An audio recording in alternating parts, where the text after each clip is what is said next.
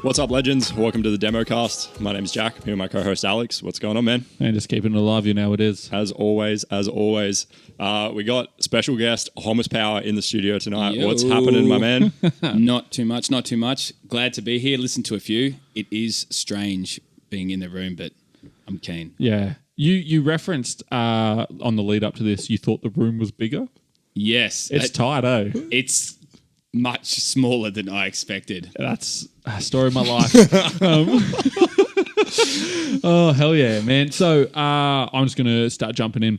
Yeah, cool. Part of the reason that definitely wanted to try and get you on here is because I know that you do quite a bit for the community in there. I've been to one of your community events. Mm-hmm. That was sick. That I've never had a potato scallop that had cheese and bacon in it. I didn't know she was making those. And then I saw one left and I just thought it was a potato scallop. Yeah. And you bit in, you were like, oh. Yeah, I was sus on that to be. That was a fat scallop. But nice. What else did you think was going to be in it? Well, I just thought that it was heavy on the potato. Yeah, I didn't assume anything to be in it. If anyone listening has had a potato scallop with any sort of condiment filling, write it in, because arguably I was a little bit off. I was not braced for it. It fucked with me a little bit. But yeah, so want to talk about the the community stuff you do. Also, if you're happy to go into it, also just blink twice if you're not, the line of work that you do as well. Yep. That was 3 blinks. But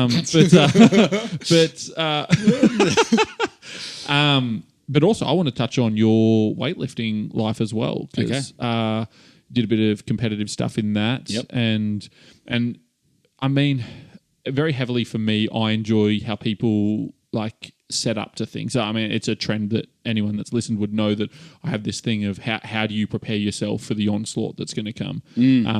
Whether that be one that you don't know that's coming, one that you have been fortunately put in through circumstance and through your hard work, or one that you're doing because you're fighting the demons and so on from that.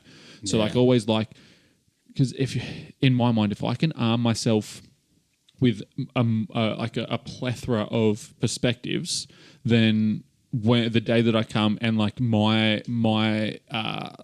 process flow isn't working, that's when I might try and switch up to someone else's.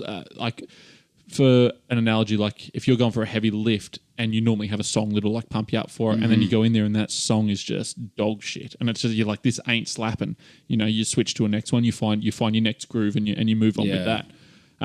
So that's why I sort of like to get the lock on.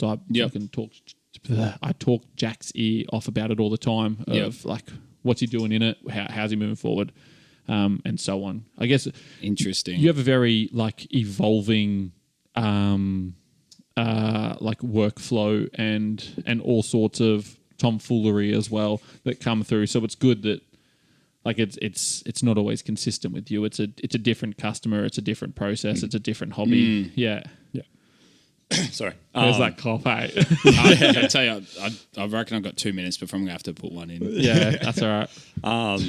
To be fair, I probably get myself a little bit too caught up in the process of shit sometimes. I definitely get in a bit of an analysis paralysis sometimes with that kind of shit. But it is always good to kind of get people's take on how they go about stuff. But to kick it off with some of the community stuff, I came and filmed recently for you at one of your mountain bike events, which is sick. So what kind of, where did that come from? What made you decide this was a thing that you were going to do? And what is it for the people that don't know? All right. So pretty much every week, if it's not raining or if I don't have a family commitment or work, I run a thing called the Dirt Jump Jam. I was originally calling it the Coomera Dirt Jump Jam just because it was there, obviously. But I recently started a separate page because I thought I honestly need to give this thing a proper crack and really push it and build it out. I've got ways and ideas that I want to do that. But each week, every Saturday, was on a Wednesday, but every Saturday, we go 3:30 to 5:30. I bring food for whoever wants to rock up.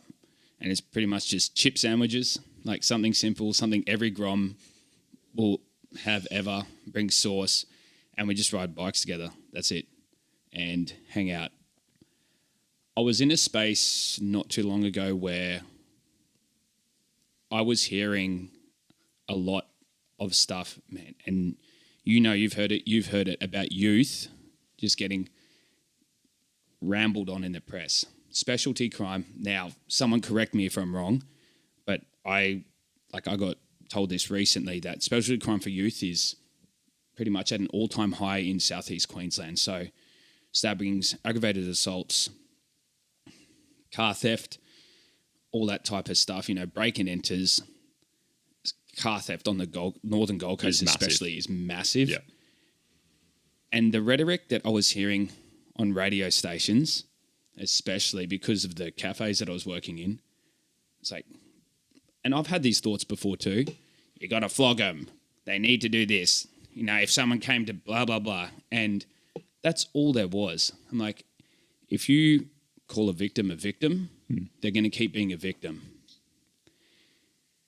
If they're out on the streets, and this is just my opinion, obviously, if they're out on the streets at 7 p.m. at night doing that stuff, they're not coming home till 5, I strongly believe they're not being loved correctly, i.e. they don't have a community around them, whether it's their family or circle of friends or whatever it is, that's healthy. So that touches on what you guys were, to have your cup full or, having your what did you call it? Spoons, yes, and your...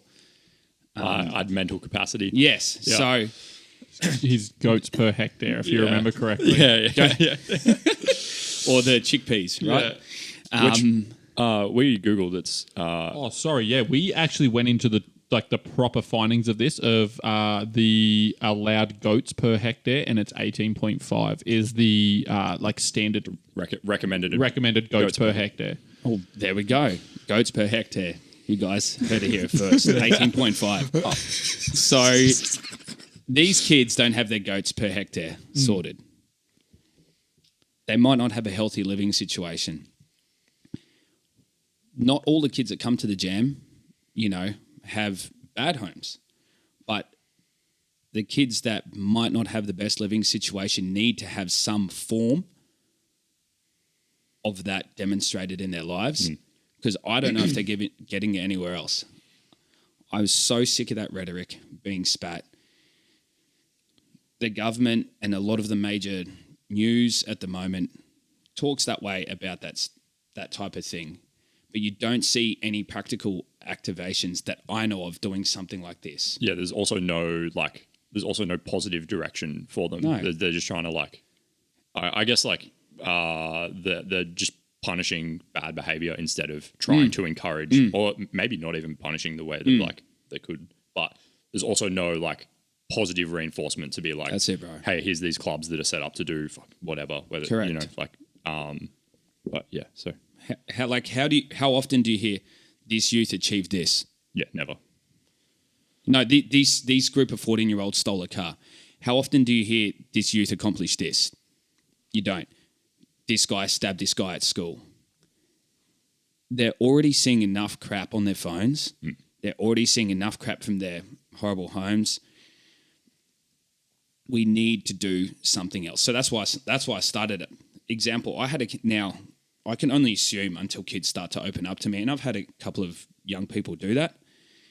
But I had this young guy, and I offered him some food. Anyone's welcome to it. Even people that haven't said they're going to be there, if they're just at the bottom of the park, I'm like, come get a feed. This kid would not eat. Most kids will eat, 14, 18 to 18 years old will eat at any time of the day. If you put hot chips in front of them, they're eating it. Seagulls, absolute seagulls. Literally, now I have to tell them to line up, otherwise they're almost fighting to get into the food. I'm like, line up, you little grumps.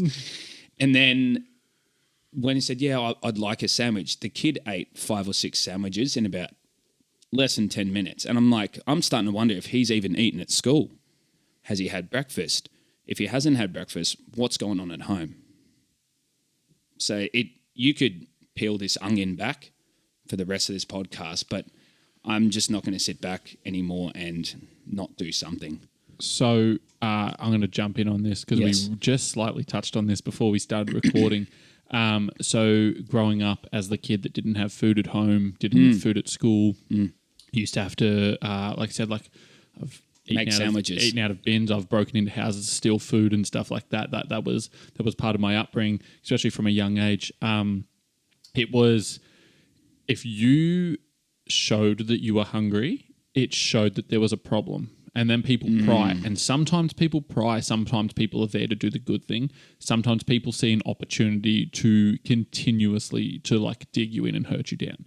So it's easier to not do anything and not paint a target on you that something could be wrong.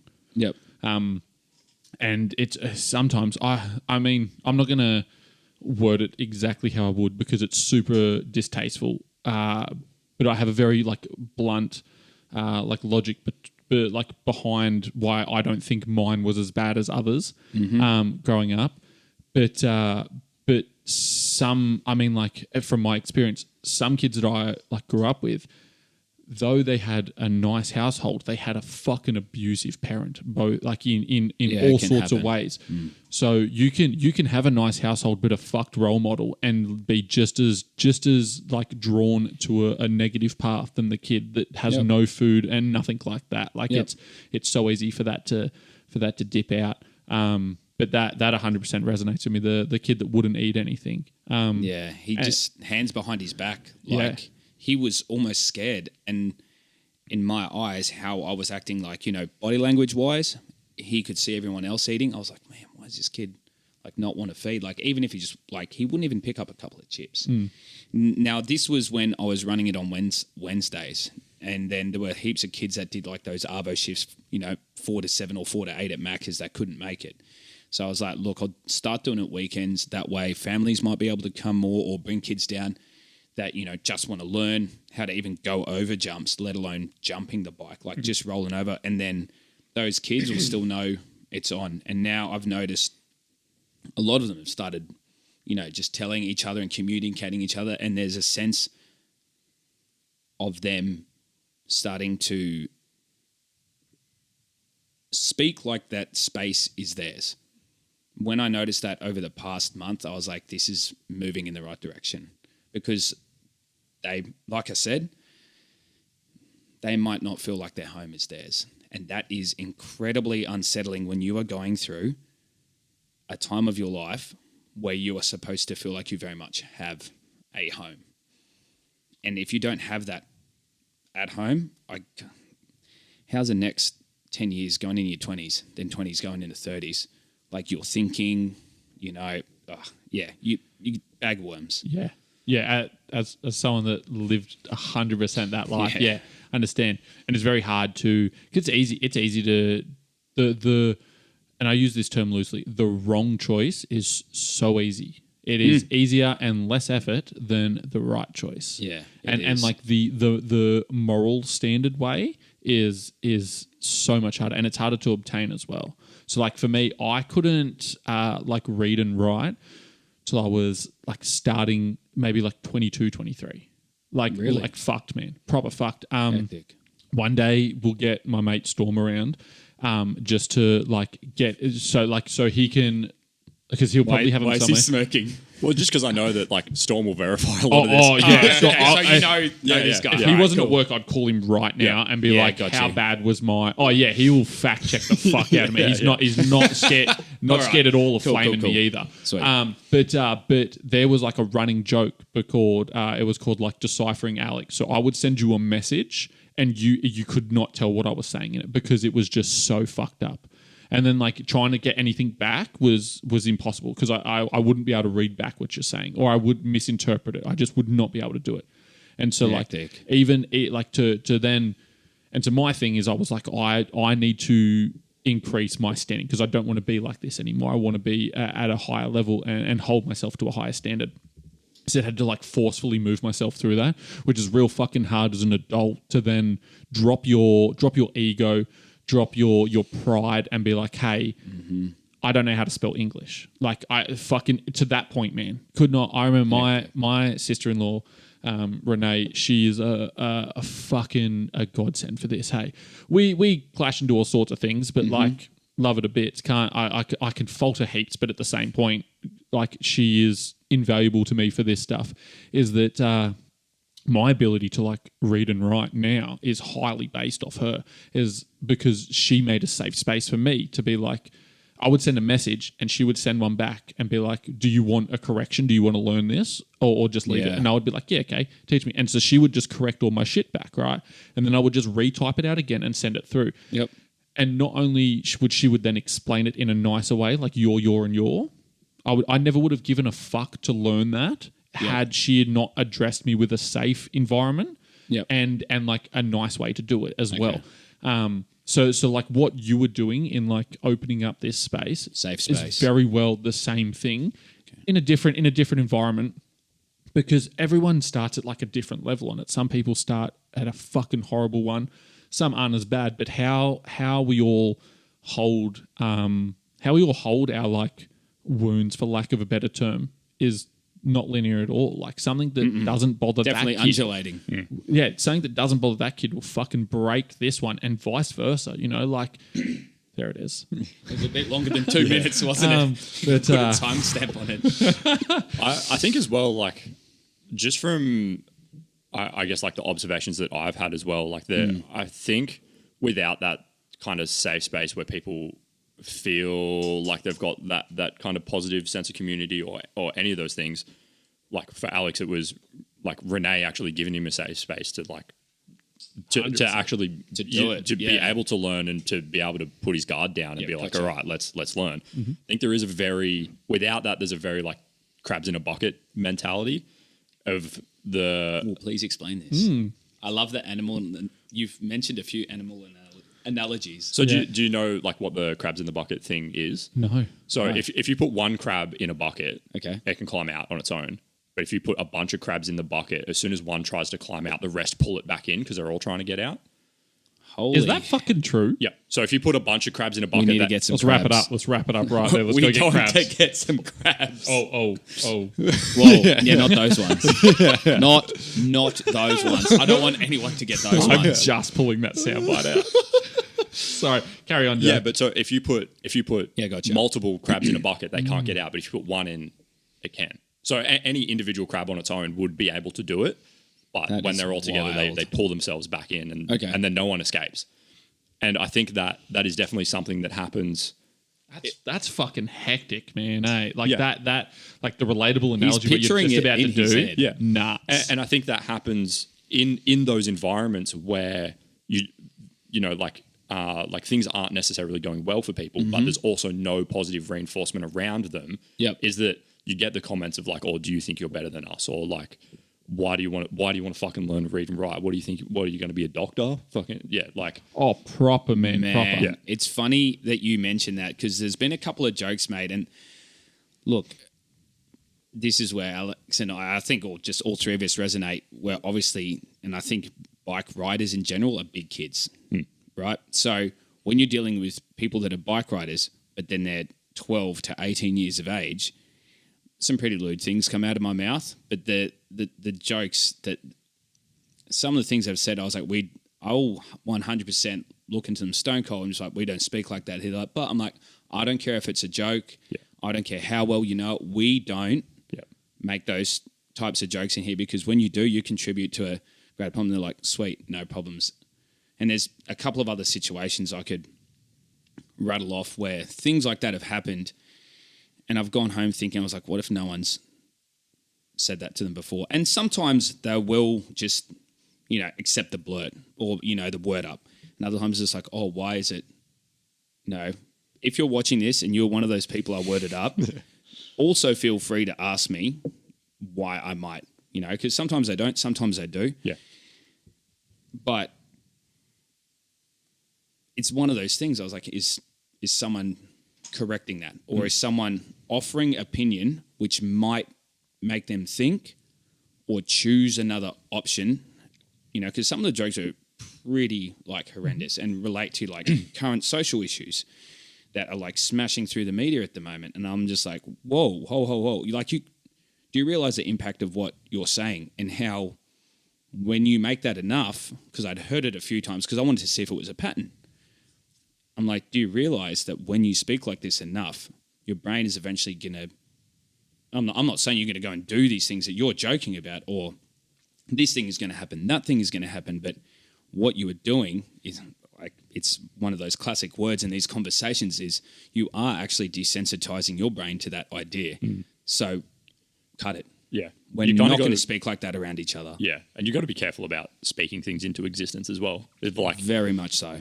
Because you do desensitize yourself enough to the point where it becomes a reasonable thing to do in your mind. Like, you can do that so easily. On just touching on the, like, having to word up someone, if you were being worded up by someone in your circle, and like that is your circle, that is their circle, it's super easy to get like on the defensive for it. But it's the same as like if Jack did it to me or I did it to Jack, vice versa.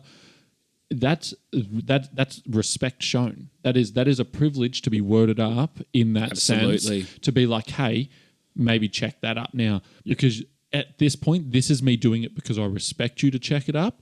You might put that out somewhere else, and the check that they give you is not going to be as pleasant. Like that's a sign of respect as far as I see it. Right? Yeah. It's easy to be like, this motherfucker, but like.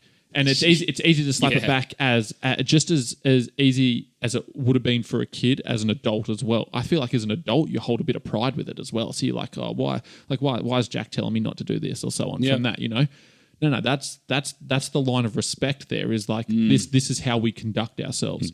But you're right, it's good to set a standard on that because some people might not have ever got told that before. And like I've seen and had to word up grown-ass fucking adults, man, to be like, hey, maybe don't be saying that shit around fuck kids. My brother actually, though he's a bit of a fucking goose himself, but real quick to word up motherfuckers around his kids. Like if someone's being silly, he'll be on it like white on rice for it. Hey? Yeah, 100%. I do it. Yeah, 100%. And like you need to, we all need to be checked on our shit from time to time. Hey, like it's just such a, I have a follow-up on this.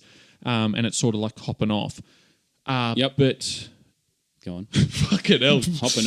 Hopping off like that topic there. Cool. Yeah. But like still on it.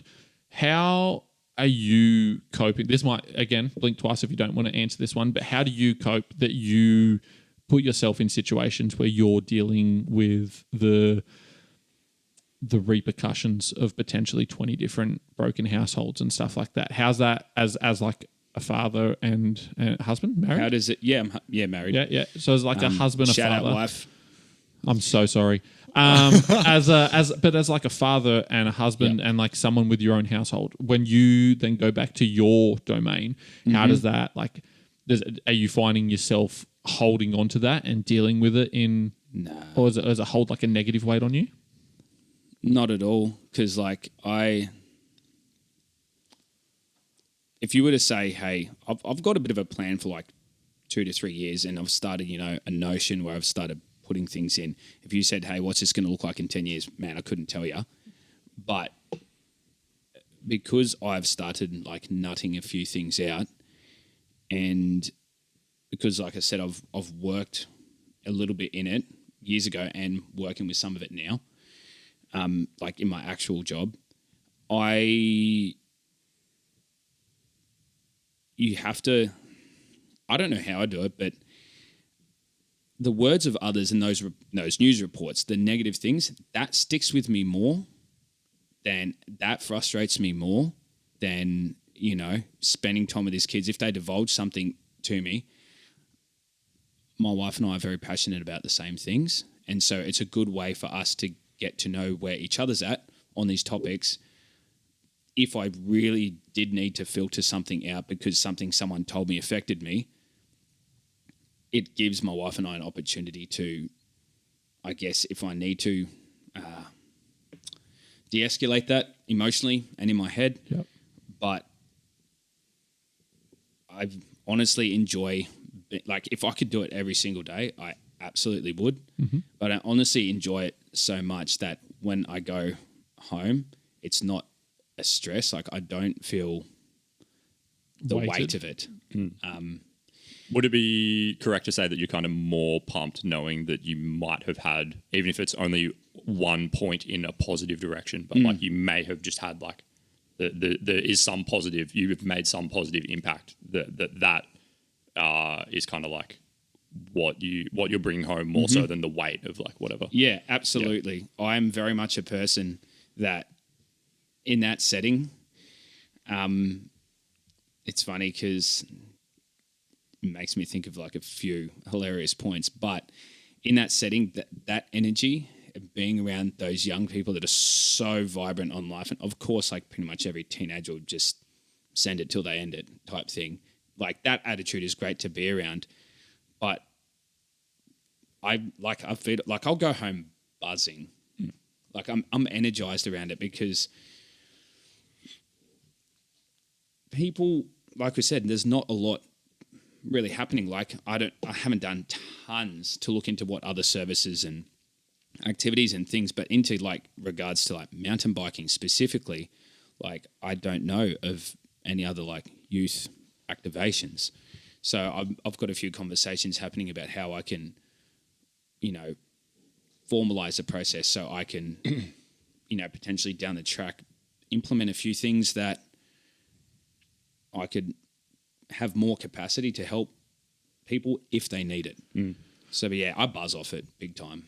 This is a weird time to drop this because you normally say this at the end of a thing. Do you have an avenue set up where people can like support? Like if someone wanted to like shout the chippies and bread for like a weekend, do you have like a portal or something where we don't it doesn't at the moment. Yeah. But that's the type of things that I'm looking to because what I want to start bringing into like the next, because we'll probably do 2 more major jams before the end of the year. Maybe one, it's almost August. So maybe one end of September and then one like Christmas end of year. There's some other businesses that I would like to be there that those things should probably be in place. So that's like a part of those conversations, like people that have set things up, formalities, all that type of stuff. But I had someone just send me cash. And so we're going to do a ride day where we go to like a mountain biking trail. I'm going to put the vertical rack on and they said, sweet, here's $100 for fuel. So I'll go buy a fuel card.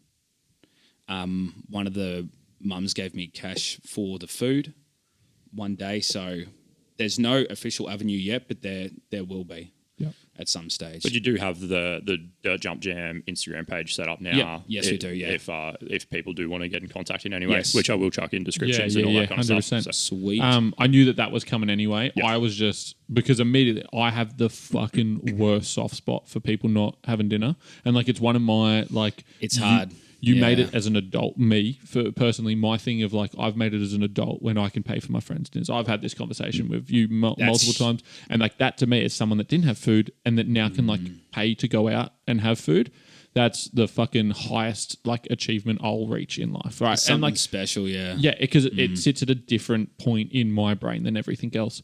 So yeah, someone like I would fucking happily fucking contribute to some fucking chippies and bread. I'll go down there and get some too. But how you know, about like, those scallops? yeah, fuck this fucking Traumatized. oh mate, I just wasn't prepared for a fat scallop. Anyway, but, you know, so like, and even when saying this, there's people that I've had reach out to me just as like listeners and stuff that I feel like that would be very down their avenue as well. Oh, cool. All right.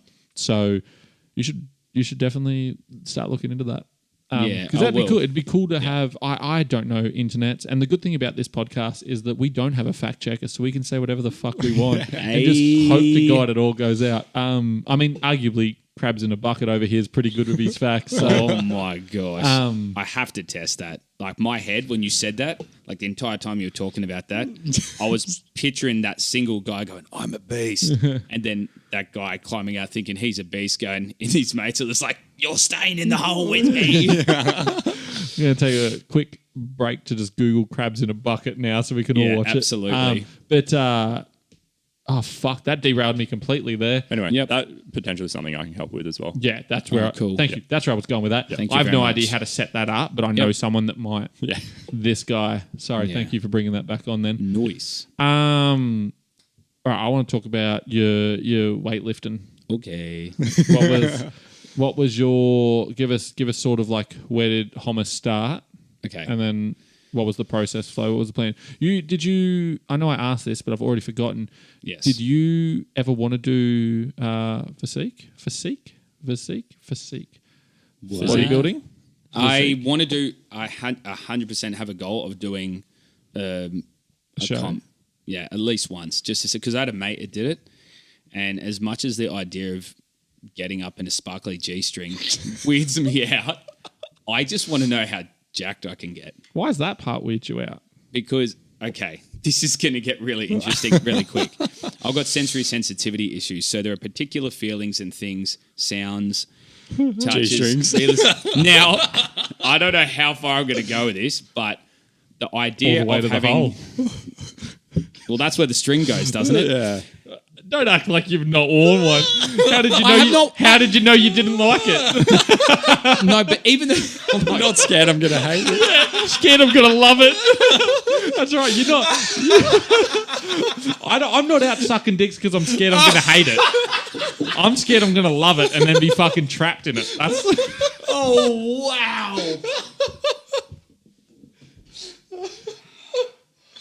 Only remember at the start where I said don't say anything stupid because we don't edit. We don't edit. We only do one take. Yeah, it's fine. Look, like I said, okay, a part of this, I'm going to bring it back around in the strangest way. Yeah. A part of this, me being accountable to these kids, is that they see who I am as a real person, and that if I'm going to express myself and thoughts, that they're going to get the whole package. Because when you are talking to these young people, you can't have faff, you can't have lies in there, because when you're trying to teach them lessons or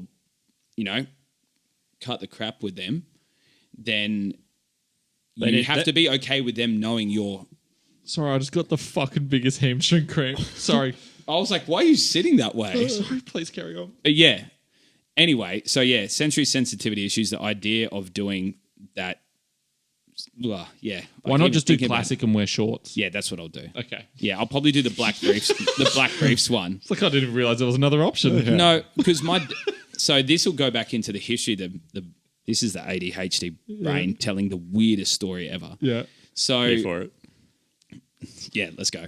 Let's dive in. Bucket of crabs. Yeah. My dad he did weightlifting, so Olympic weightlifting, when it was a 3-lift sport. So you've got the clean and jerk and the snatch. They had a clean and press, and he was number 2 in Oz in the under-17s. His coach went on to be the Olympic coach for, I can't remember what year it was. So he had like a bunch of accreditations with that whole type of thing. So he followed all the great like OG bodybuilders. And so originally when we started, me and the guys that I trained with, this is, 2024, 14 years ago, they've been training on and off pretty much. We were just like, we just want to get big. But I was like, I had this inkling. I was like, who did the biggest dumbbells? And I think when you first start gym, there's that bit of, you want, I don't know if it's just me, but I was like, I want to have the biggest bench.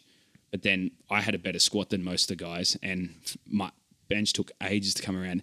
And Jesse, if you're listening, this is my brother, you still haven't benched more than me. Little bitch. Oh, that's funny. You have no idea how much that'll stir him up. Yeah. Well, if he benched more, then that wouldn't have happened. Yeah, exactly my point. Oh, it's so funny. I struggle with any push movements though. Push is hard. Push is hard. I'm okay with like any pull exercises and any leg exercises. I'm reasonably good at, but any push exercises. How much back work do you do? Little bit. Like row work? As of right now, 0. People negate back work when it comes to my biggest benches was when I was rowing the most. Yeah, okay. And then like obviously I still did chest, triceps, arms and all that type of thing. But when I was rowing the most, I was benching the most as well, oddly enough. And I distinctly remember that. But yeah, the history of me getting into lifting was... There was a bit of a bodybuilding basis because of the guys that my dad had, followed. And then he started telling me about, have you heard of Larry Pacifico? And I was like, no idea, who's this? And these are like just some OG like powerlifters. And then I was like, and I found out like powerlifting was a thing. So I started some really basic powerlifting program, and then I was in. And even now, like I don't train obviously competitively, or the most fascinating thing in the gym for me is still like, man, because there's no limit to it. How much could you will never know how much you can actually lift. Mm-hmm. And that thought is just so fascinating to me. Yeah. This is slightly off topic. Yes. But same on the topic. What's your thoughts on the enhanced games? Like having the drug Olympics versus the do it. Yeah, same. I want to see how far someone can run the 100 meters fully gassed. Yeah. Oh, I feel like most my people word. that They haven't probably are gassed, by the way. most people that haven't they'll be gassed up for sure. I feel like most people that haven't lifted a lot of heavy shit in their time are like, oh, but like, why not do it? Nat, shut up. I want to see fucking 8 gorillas fight on trend, bro. Let's fucking go. my but like, gosh. what's my thing is, imagine how silly we're all going to look if they get in there and then turns out we can lift a car above our heads, and we were like, we should have taken gear the whole time, not made it out to be a criminal thing, did it safely, and then fucking evolved with the rest of the world. Not getting taken down by fucking global warming. Pricks. Well, I'm heaps keen for it, eh? I'm just on any rant because I'm keen to see it. Well, They're all going to fucking die, and then we're going to be like, probably shouldn't have done that. I told you. Well, I honestly just think they're, in the end, now again, someone, fact check me if I'm wrong, but Jack will I do don't it know right nothing now. about nothing. all drugs, like in regards to PEDs, are synthetic replications of something. Oh, we actually might have someone that'd be able to fact check that for us. So Not you, Katie. So she understands. Like obviously, pharmaceutical stuff. I'm not taking your testosterone, and like, let's say don't take my using testosterone. That's fine. but like from your body, or like Jack's body, and injecting it, it's a synthetic replication, right? So there is a lot of there's a lot of like pro bodybuilders and doctors and things that are coming out, and being very vocal about how you can do it safest to most. But then there's a lot of people that have heart attack very early, this very early, all that type of thing. I don't know if there is a safe way. I chose to never use in that regard, but what? Carry on. Okay, I will. I chose to never use PEDs. Yeah. I don't know if there's a safe way, but I think there's an incremental way that you can do it to minimize risk. So I feel like humans are a silly bunch of gooses back at the pond, right? Because this is cool. I have a prop here as well for it. This delicious Twix that I forgot to eat right next to me tells me how to consume it safely. And it says serving size is 2, and that should be my... so like one of these is 9% of my daily intake. Have you ever safely consumed chocolate before? Because I'm a fucking shelf this bad boy, and if there was another one, I'd fuck it up too. Right. So what I'm saying is, I'm eating a kilo of chocolate if it's in front of me. So that's what I'm saying. So like everything has a consume it safely. Yeah. It's we are the gooses that do it. Correct. But I feel like here's an interesting one, because the people that are successful of it aren't advertising that they're successful of it. This is the youth again. You don't hear about the person, the youth that did good academically. You hear about the one that did bad. We just fucking like to display the negatives in life. We don't be like, that every fucking, like, I probably shouldn't say every, but I would say like classics or like classic or open bodybuilders, surely they're on gear. Yeah. It's very, very, very, very hard to tell. What I will say, if you are thinking about it, ask yourself this question. Don't you want to know how far you can go without it? And because I think a lot of people get into it because they see a mate do it, or they see someone do it, or the world's biggest issue, Instagram. They see this guy that's got abs, at 8%. I'm like, that is not real. I'm like, don't you want to know how far you can go without it? I hated having abs. I fucking like food too much, man. There you go. Like they just hated it. I don't think anyone, or the majority of people that I've met, haven't come into that understanding of what PEDs are with the right education. There is when you learn about it for the first time, from what I've seen in gyms, when you learn about it for the first time, it's not like, all right, Josiah, here's his name. Yeah, I don't think we've said your actual name the whole episode. Oh my gosh, my name's Josiah, by the way. or Hummus to the rest of us. Yeah. That's it. I don't think anyone's come into, learning about peds in regards to, gym work with a healthy example. Or he's like, hey, bro, look, if you want to, this is a doctor. He'll give you the education. You know what I mean? Yeah, my doctor didn't recommend them to me. It was a dude at the gym that was like, there you go. Gear. Yeah. I personally don't recommend gear at all unless you're like, all right. Speak to your doctor. Yeah, speak to your doctor We're not first. Jack's doctor. Yeah. We're not doctors. Speak to your fucking doctor. Speak to your doctor. Speak to someone that has, if chosen to go down that path, and then, because in my opinion, once you've started, if I was going to do it, I'm going to try and be I don't understand why you would not go full ham. Like my head, I was like, if I'm going to take this thing that can potentially turn me into, Iron Man or the Hulk, and this has got a lot to do with my personality. I want to know, man, can I squat 400 in X amount of years? Like I can't not know.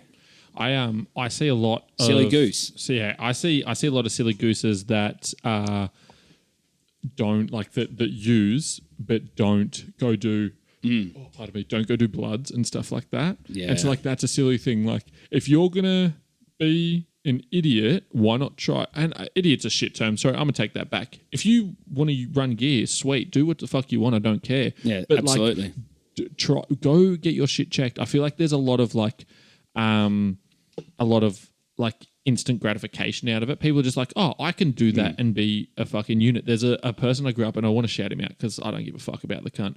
But he used to run gear like a motherfucker, hey. But was just the laziest person you ever met on it, and would just take copious amounts of shit, would piss blood for fucking 8 weeks, but was like, nah, I'll be fucking jacked. Kidneys, liver. But the fucker wouldn't go to the doctor. He wouldn't do anything for it and just turned into a fat wreck, man. And I'll bring up a photo of him after this, hey. And like you gear is very much you were taking from later and giving to now. So if you're going to run a bunch of gear, you're going to take a bit of life from now and double your life, a bit of life from then and double your life now, right? So you might feel good. You might be twice as strong because you've taken your fucking bit from over there.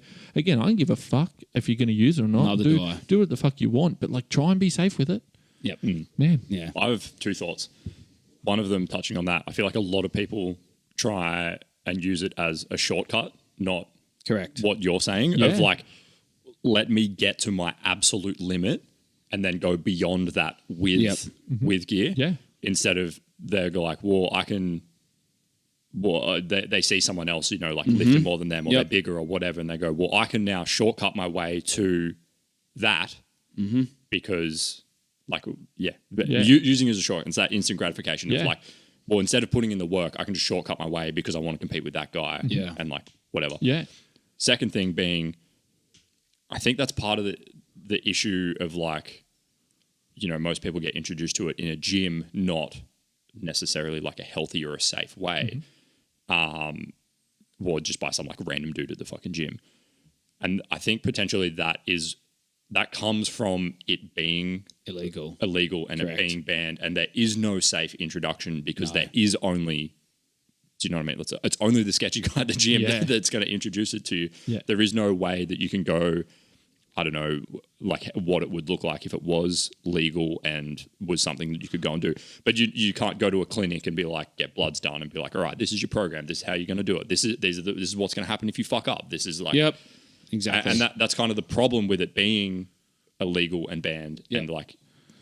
So as someone, this is a cool one that I can really weigh in on here because I've got it from both ends. So I'm not shy at all at saying it. So I used like some testosterone some time ago when I was first fucking around with it. And then I did it legally through a doctor for TRT as well. And the difference in that is fucking night and day, which is why I say go to a fucking doctor, tell them to do it because get it over the counter. The first thing they tell you is how to use it. Yeah. The amount of times I fucking butchered it and it hurt myself and like did damage because I was a fucking just a naive. Because you don't know. But when you go to a doctor and like they would say not to do it, all that stuff, sweet. But like, again, they're like, oh, there's a proper way to do it. I'm not going to say anything because I want every cunt to go to the doctor and have that conversation, but they show you how to do it. They also do it safely. There's also places where you can go to like get disposables and also all sorts of shit. There is a safer way to do it. Correct. But because I went on like different forms of TRT after my like cancer and stuff like that. Yep. And they run you through all sorts of shit, man. And I tell you, it's a fucking heaps better than some random dude that you have no idea what the fuck you're getting. But even there was fuck, I wish we had a fact checker. There was a study that was done. Katie just texted me about how steroids are synthetic. But anyway, continue. We can touch on that in a minute. But there was a study done recently where they were testing like what gear was on the street and what was being handed out on through medical. And the stats were fucking crazy, man. I'll over fucking sell it here, but it was like 50 or more of your street like bought gear was just like olive oil oiled out. Yeah, that's right. So it was nothing. Yeah.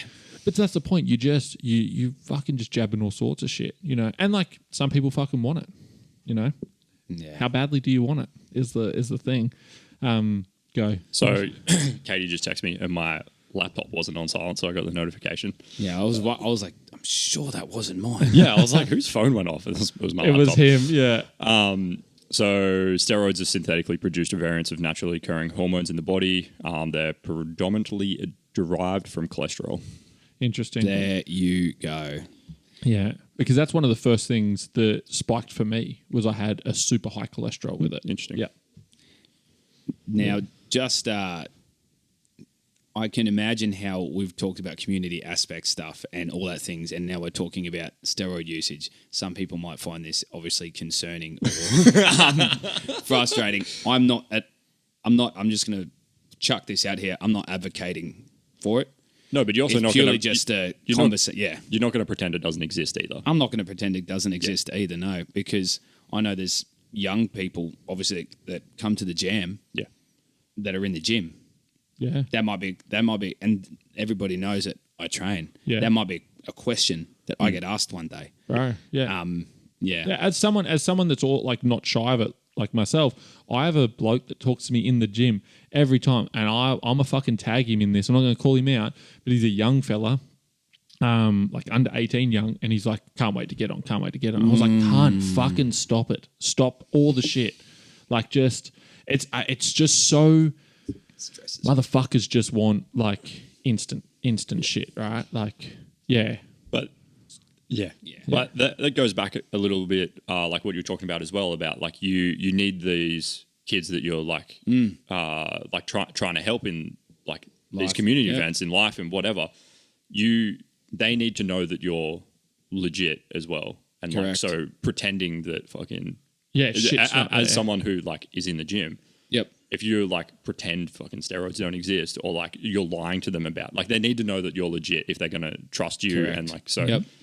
It would be counterintuitive to pretend that this shit doesn't exist. Yeah. Yeah. That's it. Yeah. I had a mate that would, and like, again, when I was younger, everyone's talking about it all sweet. And it was even more like quiet and like hush then. And he'd always say to me, he'd be like, oh, like, can you bench 200 yet? And I was like, no. He's like, well, there's no fucking point. Bench 200 and then do it. And I still can't bench 200. I'm fucking, but like, and so that's what he was, later in life, I realized he was setting a goal to be like, you can do it when you hit this point, this like super hard obtainable point. Was like, then think about it. Because by that point, you've already in 10 years, you've already like done you fucking you've everything natural. Groundwork. That's right. And you also understand, because at that point you would have had to do dietary shit. You would have had to do like discipline shit in there. Everything would have been in there. And I said like, and you're beyond the shortcut at that point. That's right. And so, and that's saying that I like, as in a different way that I've said to one of these young kids is like, can you do this yet? Like, then why are you even looking at it? Like, don't look at it yet. Get to this point and then maybe do it. The wrong societal values are in. When I hear people say things like that, it's of my opinion that he's struggling in his identity in himself. Like, you can say what you want, but if you are under 18 and you're like, I can't wait to get on, Yeah. I'm like, well, have you actually stopped, taken a breath, put down, like, I am chronic for the doom scroll. Put down your phone. Yeah, I know. I love a scroll hole. Yeah, scroll hole. That's it. Those brain lollies. I'm chronic. Have you stopped and asked yourself why you think that way? Half the problem with that thinking is their life is so fast-paced because of so many inputs that there is no good decision-making. And that relates back to what I think these young people are going through with, the specialty crime rates. There's all their inputs. This even like you were talking about managing the levels of everything in the last podcast, right? So all these inputs matter when it comes to that decision making. If you're 14, don't know how to drive, and you're stealing cars with your mates because you're funny, your inputs are up the wazoo. So your societal inputs, your community input, your media inputs. So like when I say media inputs, like not what you're putting out, what you're viewing, your family inputs, like all those things you're taking in, there's a good percentage of those that's not healthy for your decisions to be so fast that those things are okay. There might be undiagnosed neurodivergent issues. There might be undiagnosed mental health issues. There's too much going in for someone to come back to that status of like, oh, I can't wait to get on the gear. There is probably so much misinformation and incorrect input because that's not a healthy statement. No. Well, and like to some degree, I can understand being in that headspace where fully assuming that like his Instagram feed's probably just full of bodybuilders and he's like, I can't wait to be like these motherfuckers. Or fitness, like male fitness models and, Abs McGee and his... See, I see this slightly different. But my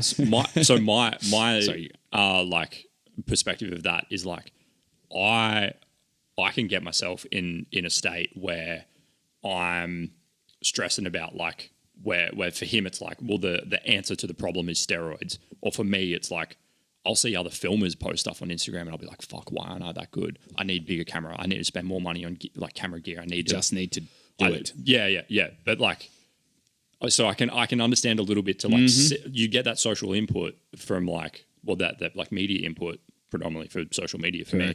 But like, I don't see all the years of hard work that this filmer put into making their shit that good. Not. I see, because to me, I just see the clip on Instagram and I don't see the work that went in behind it. And I just go, fuck, why isn't mine that good? But I haven't seen any of the work. It's a fun looking barbecue pit. Yeah.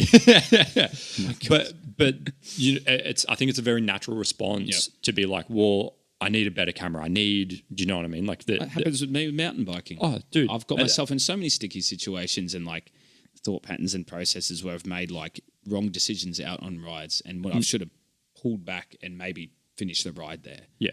But like it's the shortcuts though. It's that like, it's like I don't want to know about all the hard work they've put in to get into that spot. Correct. I'm like, if I buy another thing, I'll be more better.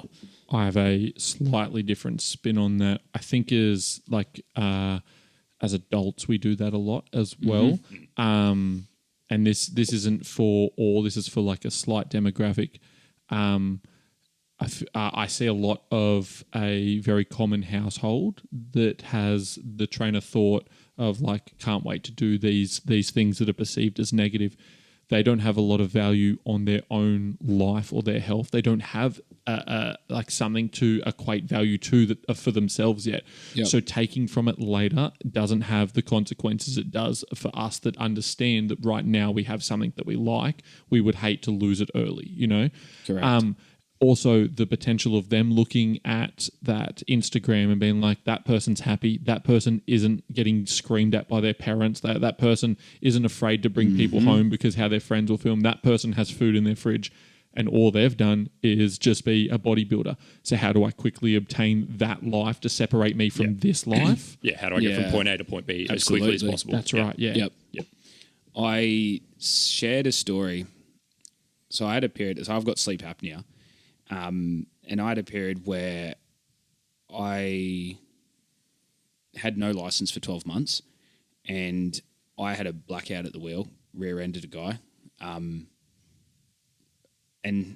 I would like when he came to the door, like I took the exit because I was like, oh, I'm getting sleepy, so I developed a really good habit of pulling over when I felt tired, and I was literally pulling off onto a service road to have a nap, and just before I hit the service road, I blacked out, rear-ended this guy.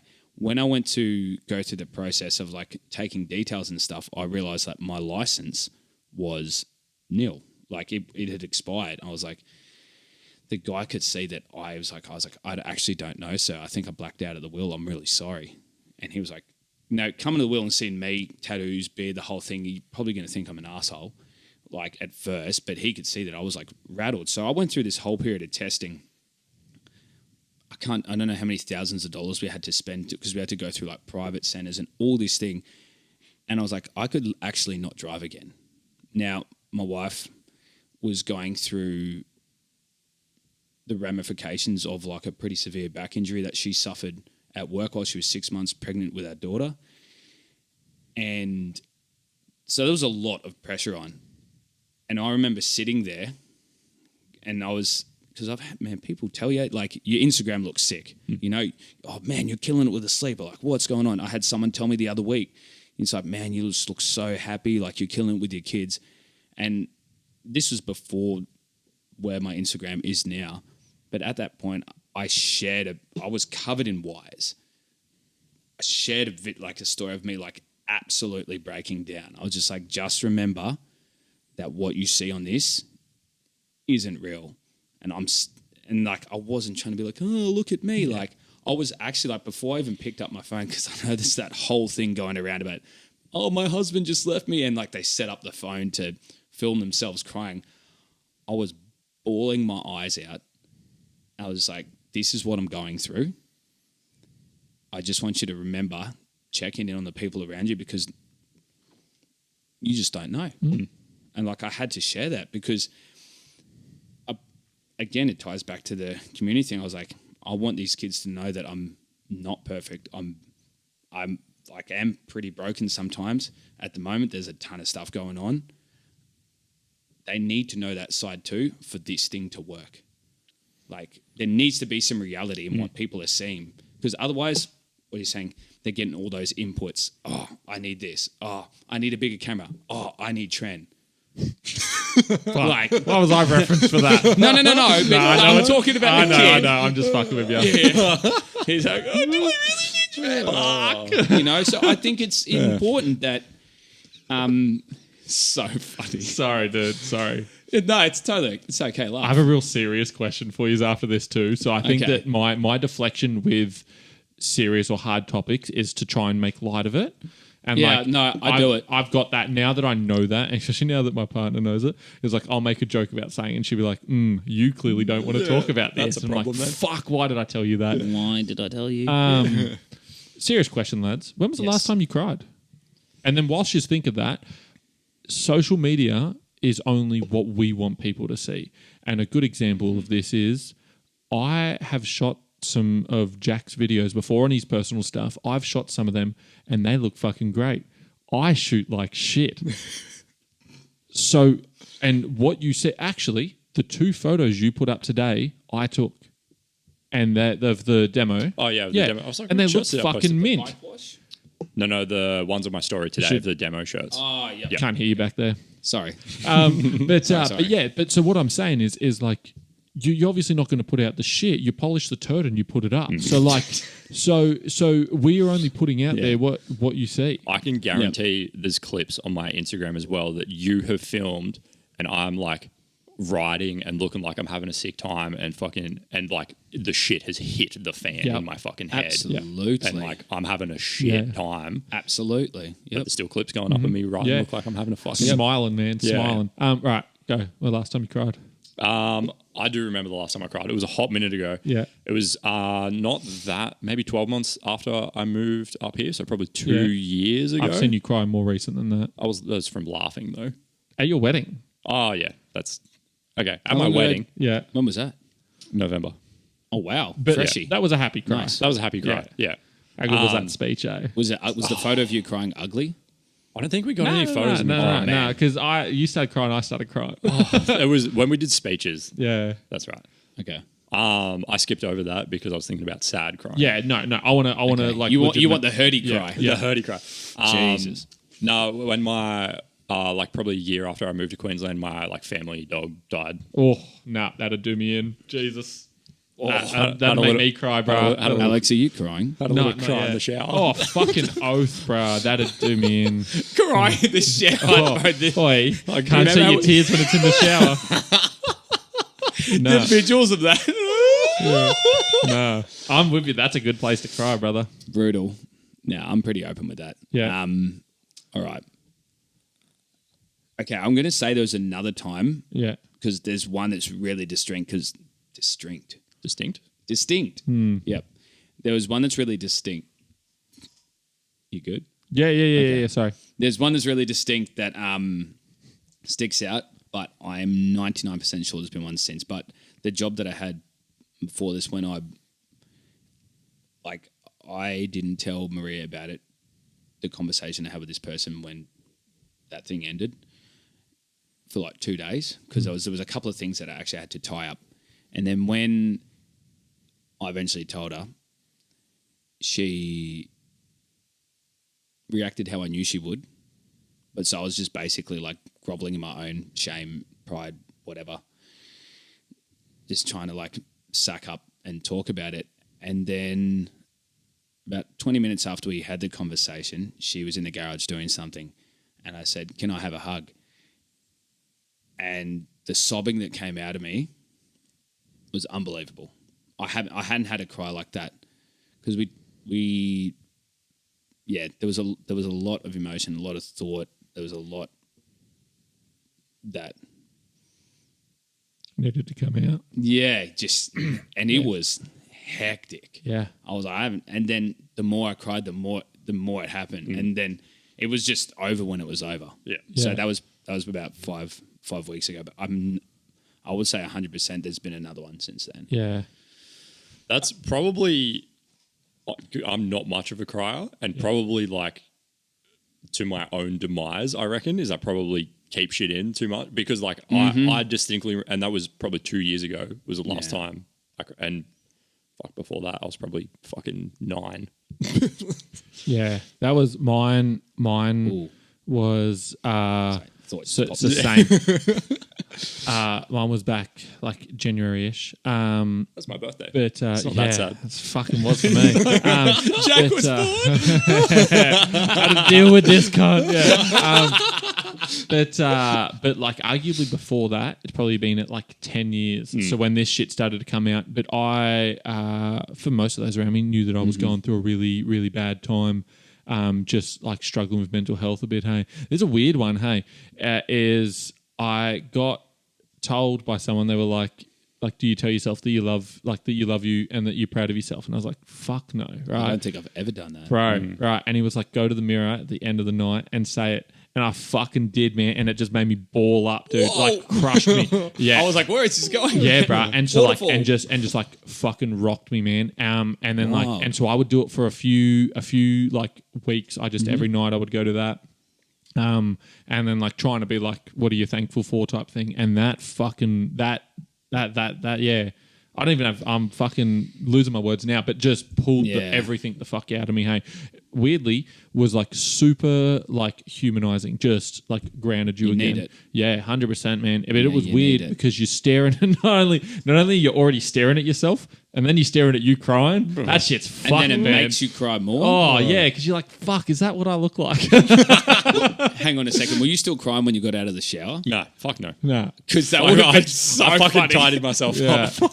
Yeah. I fucking reeled it in. His eyes were heaps of red, but hey, yeah. He's like, no, I swear I'm high. I wasn't crying. Yeah. I was just, it was the steam. It was the steam in the shower. I got Nah. shampoo in my eyes. Oh, That's man. it. Animals, do it for me every time, man. I hate that I love animals so much.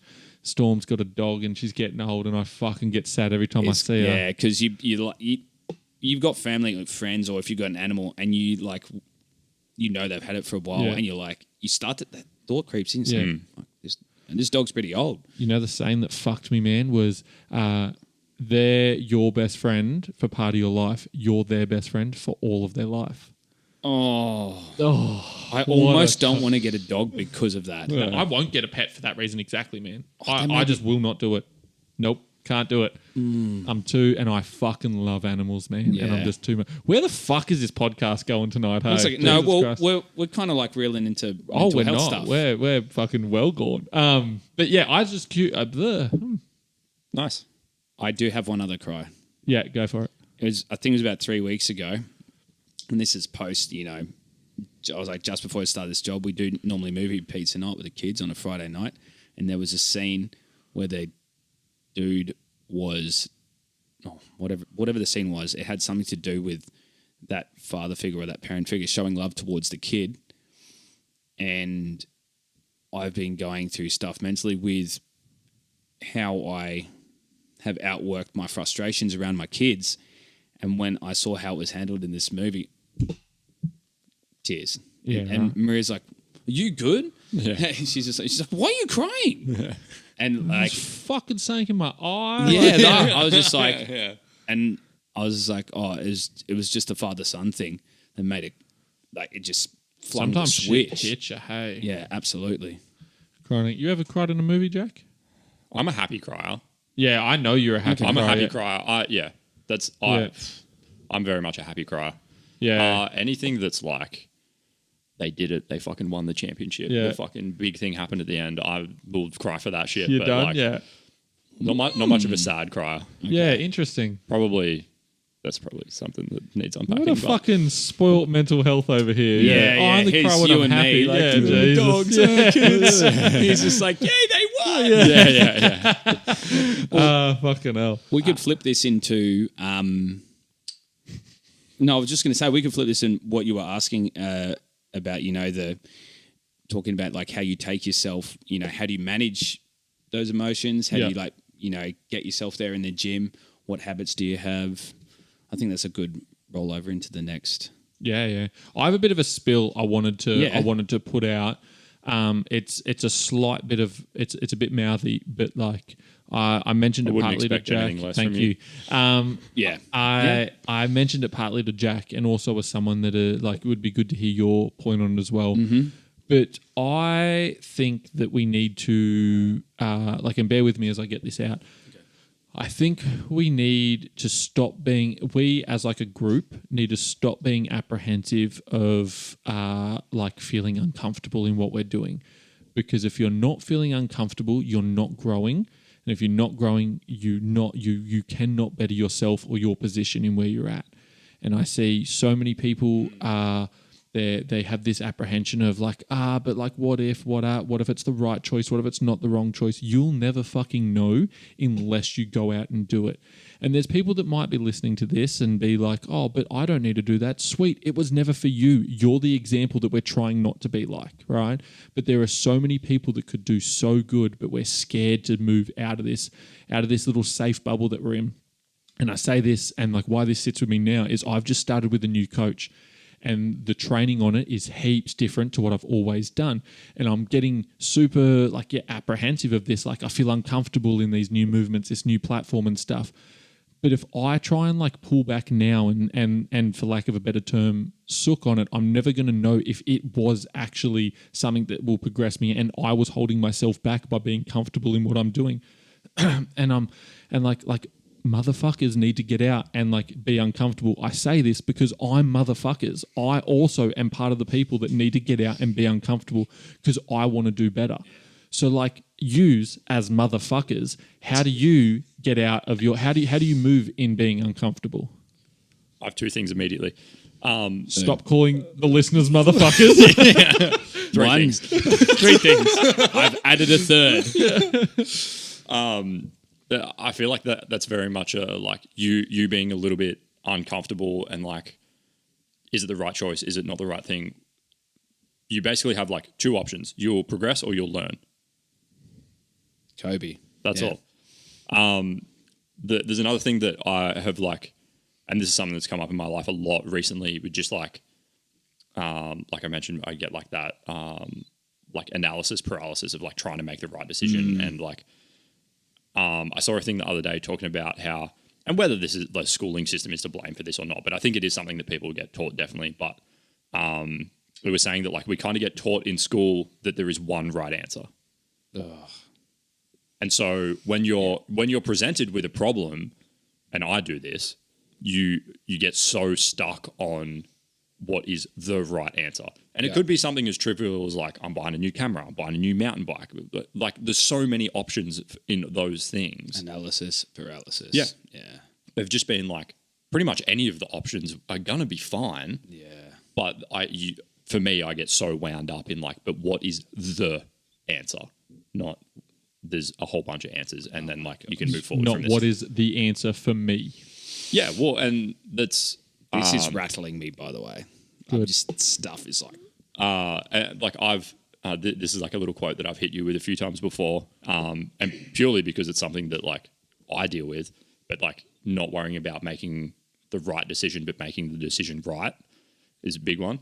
So like, yeah, but that thing of looking for the right answer, I feel like is something that I struggle with a lot. So that doesn't answer how I deal with it, but those are things that I deal with. And there's two things that aren't heaps close to the question I asked. Oh, I'm playing. What was the question you asked? How do you deal with it? Oh my gosh! I don't. I was like, wait. Is number? I'm like, did he say the number 2 thing? Yeah. Oh, yeah. What was the second one? Did you? Progress and learn was the first one. Yep. Right choice was the second one. Copy. Okay, cool. You got tank on that? Yeah, it's pretty much like the space that I'm in now because I took a risk when I jumped into a job. That thing didn't work out. Totally fine. Now I'm in a job that's incredible, but in this period, there was lots of like, what's the next thing? Like I'm like, holy. And then, I'm 12 months. Oh my gosh, I've never actually said this publicly because I don't like making a drama of like injuries and stuff. I'm 12 months post ACL. Like heaps of people in the community know about it because they see me not riding my bike, but I never actively went out of the way. Like, just had a successful surgery. I'm like, you can do whatever you want. Like, I don't care. But I was like, I don't want people crying over me. I'll tell the people that I need to tell, whatever. I'm 12 months post ACL op on my left knee at the end of this month. 4 weeks ago, I struck a concealed stump that had old grass all over it. I think I sent you both. Did I send you the video? Have you seen it? Maybe. Oh, you did. I was like, you posted it, but no, you sent it to me. Yeah, That's I right. sent it to you. Yeah. I did a whole front flip, but hey. Literally, and then got absolutely, not going to say that word. Glad I caught it. I got absolutely smacked by my bike because it caught up with me and hit me in the back of the head. I think I know the word you're going to drop there. No. Yeah, Carry on. Carry on. That's your second flare up. Correct. Was it? Have I got one more? That's it. Yeah, and then we end the podcast. And then we end the podcast. Done. And so I've got a grade 1 ACJ sprain, and I was feeling so good.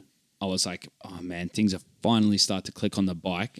And then all of a sudden, I fly out the front gate, get absolutely ham sandwiched by my bike after I do a front flip. And I'm like, what just happened? And here I am off the bike again. And I'm like, my head, it was just about to explode. And then I had another situation, all these things. And so I started asking myself, I'm like, what is the key thing that has got me so volatile at this stage? I had a couple of really aggressive outbursts at home, which I separated myself from the family and just had my yell and what have you in the garage by myself just because of everything just felt so compounding at the time. And I was like, all right, what am I missing? Like, what am I missing that's got me this emotionally volatile? And it was just simply like a routine. It was trying. I was like, cool. I'm like, how much am I training? How much, have I written up? When was the last time I wrote my calendar up? And I realized just super basic consistency in those things is how I fix those problems. And I was like, oh my gosh, this is actually really simple. And it's not that I'm not acknowledging what's going on mentally or emotionally or whatever, because I know that I have to. Like I see a psych once every 5 weeks. Which is unreal, by the way. Yeah. I feel like that's something Mad props everyone to should that. do. Thank you. Yeah. Genuinely brought on by the knee injury, but then when it started to come good, I was like, I'm actually not going to stop doing this. I was like, I'm not going to give play to these emotions. I'm going to start. I was like, I realized that training for me and that rhythm for me is a non-negotiable, because when I don't have it, I don't have a solution to those problems, because I'm filling my time with good stuff. It's wild how often the like you see the fun, like the foundation of go outside, train, write stuff down, have that small. It's I fucking hate that it's all the things that people say that help actually They're all help. the things It that How rude. actually rude is helps. that? It's Yeah. rude. So Yeah. rude. Yeah. Yes. I was Yeah, going to it's say, really like, heavy. You were comfortable on your bike. You were doing that, so you were comfortable again. And this is where, like, I think shit starts to unfold. If you I've got a sedentary reminder on my watch, and telling you to get up and get about. get up and see. There you go. almost there.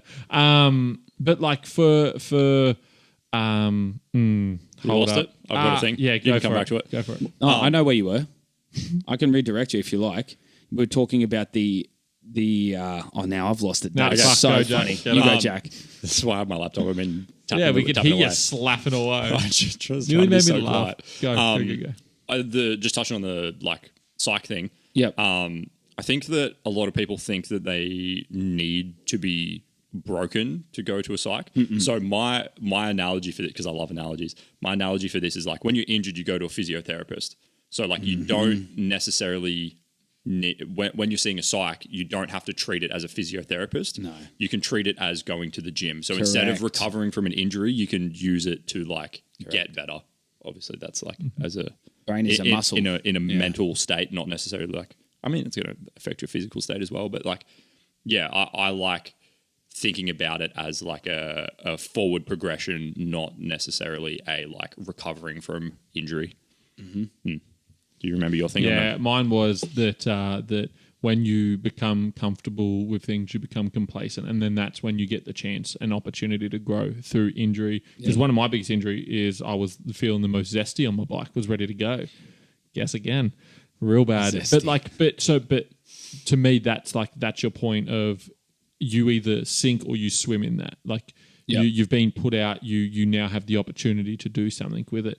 And that can be as much as a crash on the bike. It could be redundancy at your job, a breakup, all sorts of shit. Breakups are a fucked one. That's a harder hurdle to get over. But like, it's this uncomfortable. Do you want more? Do you want something? Or are you happy screaming in your shed? Are you happy like crying at yourself in front of the mirror? Absolutely Like, not. what the fuck? Are you happy with where you're at now? Yeah. If it's not 100% yes, which arguably shouldn't be yes for anyone, get the fuck out and do more. Yeah.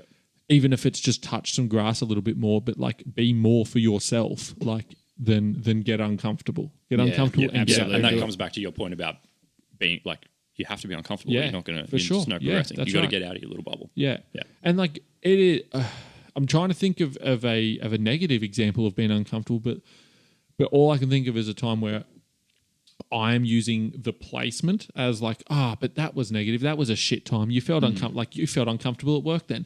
Yeah, but then you had the talk. You had that uncomfortable talk. You set the standard, or you had the standard set for you, and now you have this this platform that you're happy with again. So like, it's so easy. It's so easy to label it as a negative and be scared of it. But I mean, use it as a fucking weapon. Bring it back to yourself. Be like eager to move into it, because that's where your growth is. Yeah. For sure. I just think this is a time in my life where I'm like, what is even motivation? Like, what is, like, I don't even know what the definition of the word is. I haven't looked it up, but then I'm like, look it up, because this will either destroy my point or enforce it. At Say times your like point this, first. at times like this, discipline trumps motivation. Like from what, so people just like, oh, you got to stay motivated, you got to stay hard, you got to do this, and like there's all this verbal words, but all that verbal is nothing if you don't do, if you don't discipline. And I've got a great mentor and a guy called Craig Fisher.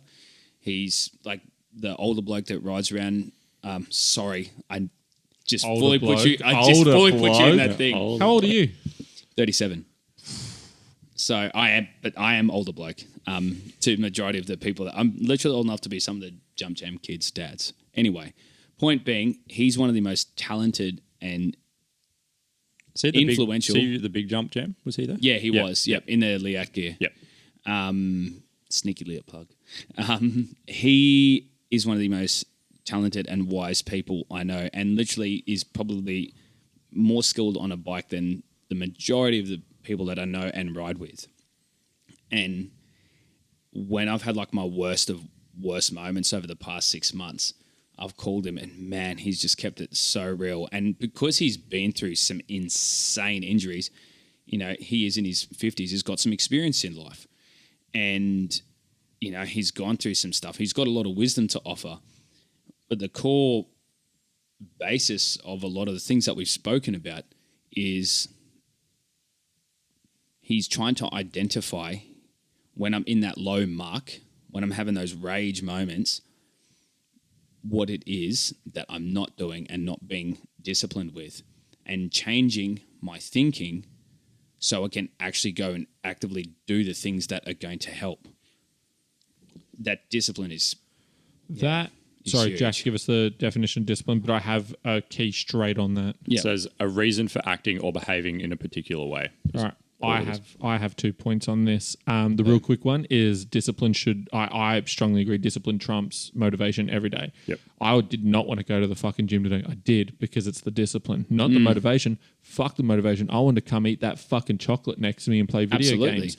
I'm a strong believer, as most of our uncomfortable feelings, this like rage, my like fucking hating myself, the depression I was going through and all that, what was I not giving myself? So that's why I had to go in there and be like, I'm proud of you. I love you. It fucking was weird to hear it, but it is. What are you not giving yourself that's causing you to be in that sense? You know? It's usually not because there's there is a thing that's like making it happen. It's usually because there's something missing. Yeah, there's a lack. There's a lack of it. Yeah. If you're feeling here, I'm trying to think of if you're not feeling like confident in like how you move forwards with like a client or something like that, it's because you're not giving yourself the backing you need for it. Or if you're not selling the product, it's because you're not pushing the product. Like I'm trying to think of an example when it's not you neglecting yourself of something you need. Yeah. We don't lash out when we're fucking happy. When was the last time you punched someone in the face because you're having a good day? Don't this ask fucking me one time. Yeah. Don't ask me about what I'm like when I go to gigs. Yeah. Because people will be like, they see that what is inherently a super angry action, but I enjoy that space so much and it gives me a lot of release. Like the last show that I went to, I couldn't really mosh properly because of my shoulder. Yeah. There's one break. Oh, look. I'm not fussed by my age. I'm in great shape for my age, and 100% like I know that. But this one, I was like, I can't mosh. This one breakdown came on, and I just went across the back of the circle and hit everyone as hard as I could, and I felt incredible after that.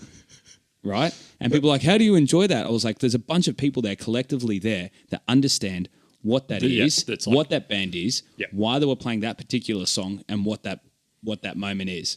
No one had rebuttal for me because there was 400 people in the room pretty much doing the same thing, bar this one guy that had a leather jacket on and a leather Akubra and was dancing around like he was high on acid. I don't know how he didn't get hit. Shout out to that guy.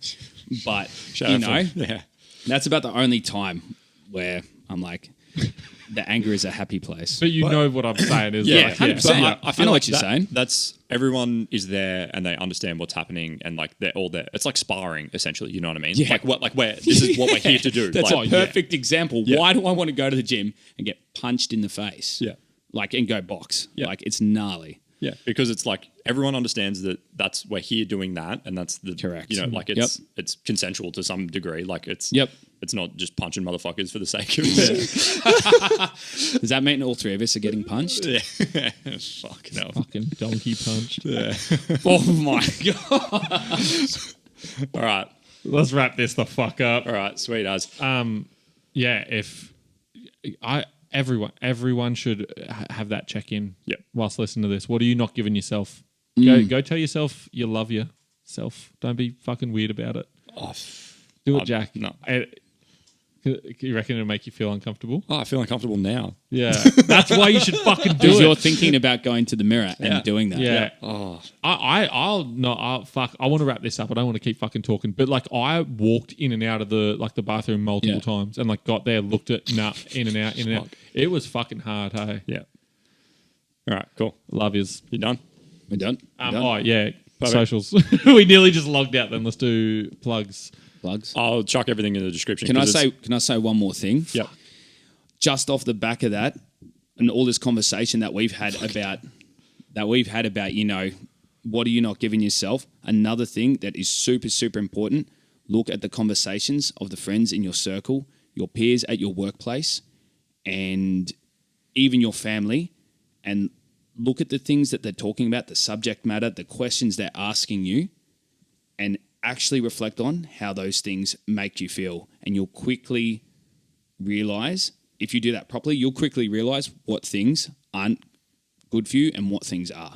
It's really important. You're the you do sum that. of the 5 closest people to you. Listen to the last episode. Take stock of your shit, of yourself, your friends, your circles. Yeah. Your Big network time. is your net worth. All right. Definitely get something up where people can come support the local ride days. That'd be sweet. Yeah, Cool. I'll chuck that in the description on Spotify and on YouTube, so it'll be there for Beautiful. everyone. All right, perfect. Give us a share if you enjoyed this episode. Appreciate it. Helps out a bunch, and we'll catch you next time. All right, love yous. Thanks, Hummus. Peace. Peace.